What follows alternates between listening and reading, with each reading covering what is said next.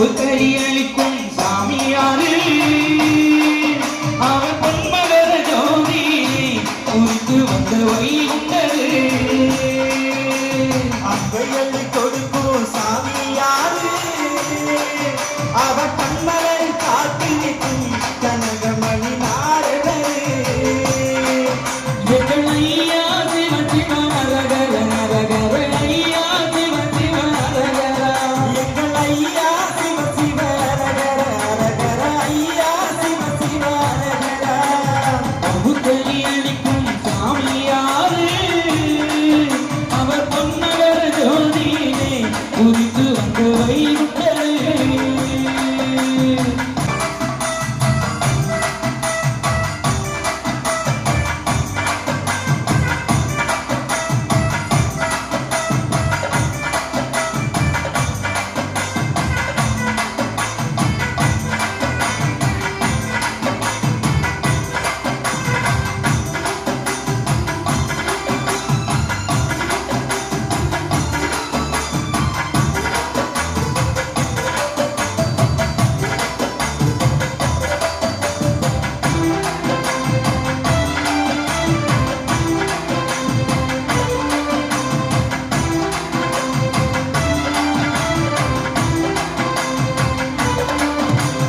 நாடன் கோலம் கொண்டு நாட்டில் வந்த கதை நன்றாக யாரறியார்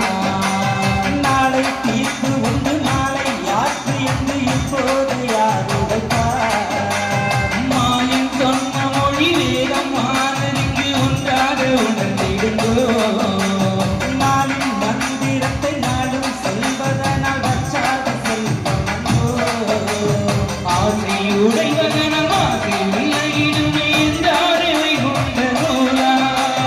கோலம் கொண்ட அவர் இல்லை வேடம் கொண்ட கண்டாயோ யாவின் இல்லை இதை ஒன்றாடி அவர் பண்பாடி இனம் கண்டும் கொண்டும் என்றும் புகழைப்பார் பம்புக்களி அளிக்கும் சாமியாரு அவ பொன்மகர ஜோதியிலே ஒளிந்து வந்த வைகுண்டரு முத்தனி அளிக்கும் சுவாமியாரு அவர் பொன்மகர ஜோதியிலே உரித்து வந்த வைகுண்டரு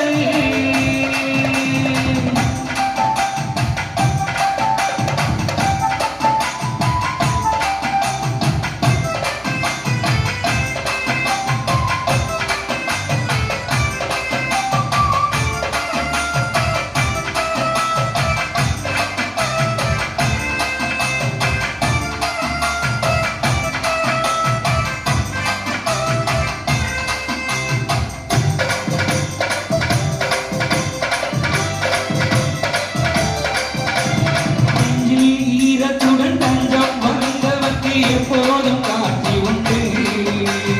உள்ளி ஒன்று வைத்து கண்முன் தேசம் கொண்ட கிட்டாது தெய்வம் மேகம் பேச வைத்து ஆராய் நீர் கொடுப்பார் கர்த்தாவை பிடித்திருந்தோ நாளும் இரவு வரும் நம்பி பிடித்து விட்டால் நல்லோரை கேட்டிருந்தோ கர்மம் தந்தவன் ஒன்றாய் வழக்குரைப்பார் காணல் கிடப்பாரை காப்போம் மன்மம் கொண்டவர் உண்மை விளங்க வைப்பரப்பில் அருந்தவரை காண்போம் நிலம் அன்றாடும் உயிர் திண்டாடும் அவர் பண்பும் ஒன்றும் அம்பு கையளிக்கும் சாமியாரு